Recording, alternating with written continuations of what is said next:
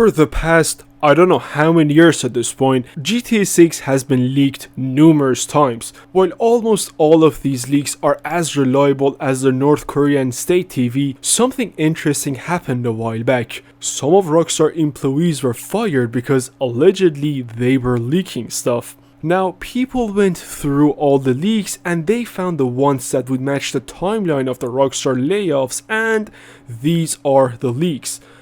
I saw some people in the GTA community taking these leaks for granted, but there's a catch in this whole story. This is Rockstar's claim that these 34 employees were resigned because they were talking about private information in a public forum. The employees, however, deny that. They say that they were just talking about the working conditions and salaries in an invite-only Discord that was meant for union activities. This means that they weren't leaking anything. So, who do we believe here, the Rockstar or the employees? Now, if I were to give you my own unsolicited, semi-expert opinion, I would say in today's corporate economy and how Rockstar as a company is, employees' story makes more sense. In that case, it would mean that they weren't actually leaking anything, therefore those leaks are dog water. Also, I'm not sure if people who have been working for a company for almost a decade and so would just start leaking stuff in a Discord server just like that. They were in a private Discord server with the members of a union discussing certain things such as wages, employment conditions, and stuff like that. Rockstar sniffed it out and fired them. But here's the thing, during the court session, it turned out that Rockstar may not have been entirely wrong, and in fact, some of those employees mentioned some confidential materials. Something about a 32-player session, but that was all. Well, this story is a rabbit hole in of itself. It was even discussed in the UK Parliament and it's still going on, but I couldn't find anything about the leaks and the content of GTA 6 there. So the huge leaks back in 2022, Trailer 1 and Trailer 2 and the GTA 6 website are all that we know. All I'm saying is patience, my friends. Of course, such a hyped game has a hot furnace of rumors and speculations, and there is only one person benefiting from that furnace, Rockstar.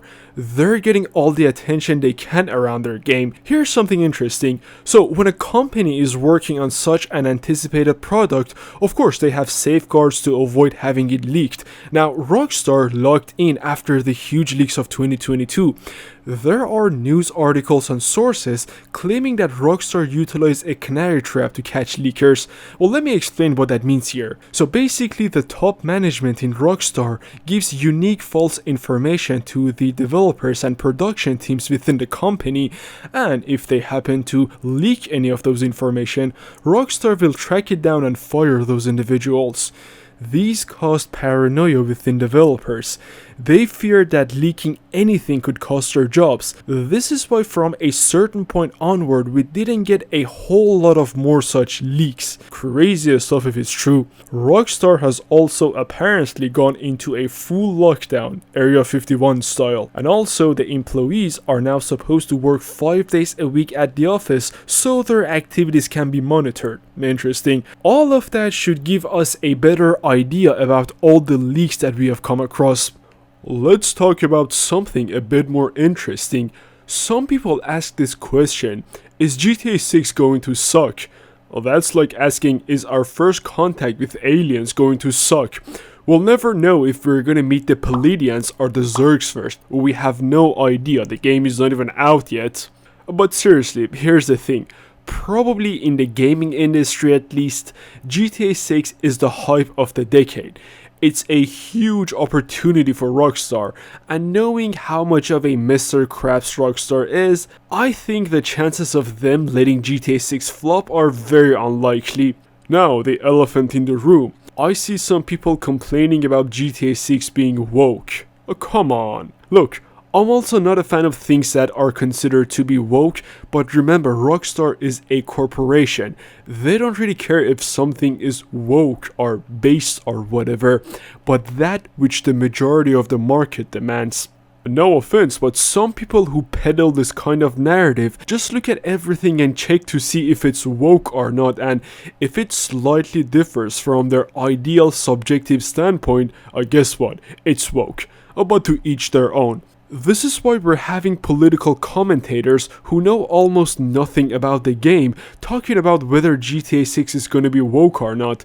Now, of course, people can talk about anything to whatever extent they wish, but that doesn't mean they won't somehow shift the whole conversation towards their own goals. Because sometimes this whole woke versus based thing is just an outlet for some people to project their own preferences. Of course, I don't think anyone with a half decent taste would appreciate stuff like these. Anything that looks stupid or ridiculous isn't necessarily woke. Some things don't need to be woke for us to like or dislike them, especially now that the Western markets are changing. I personally would define that term as a bundle of postmodern ideas that are prevalent in mostly Western left-leaning progressive spheres. And nowadays, we also use that term for some ridiculous people on the right side of the political spectrum. But regardless of all of that socio-political nonsense, no, I don't really think it will be. And even if we see something we might consider to be woke, it's because that thing already exists in modern society, which GTA is often a parody of. Now, as for GTA 6, some people are probably mad because a woman is being a protagonist of a game that is not Cooking Simulator. Okay, I'm not sure if that was a good attempt at defending female protagonists, but who cares? Seriously, female protagonists have been a thing for a long time. Let's just enjoy stuff. And if you believe that people can do things according to their individual ability rather than their sex, then really who cares? But if you don't like female protagonists or think GTA 6 will be woke for some other reason, you do you. Let's talk about the use of AI. Well, not my area of expertise, but let's try. So Rockstar and its daddy, Take-Two Interactive, have made it clear that no generative AI was used for the development of the final product.